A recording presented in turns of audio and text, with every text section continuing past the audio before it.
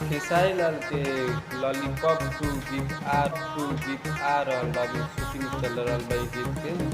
ठीक बा, जाके देखी लोगी।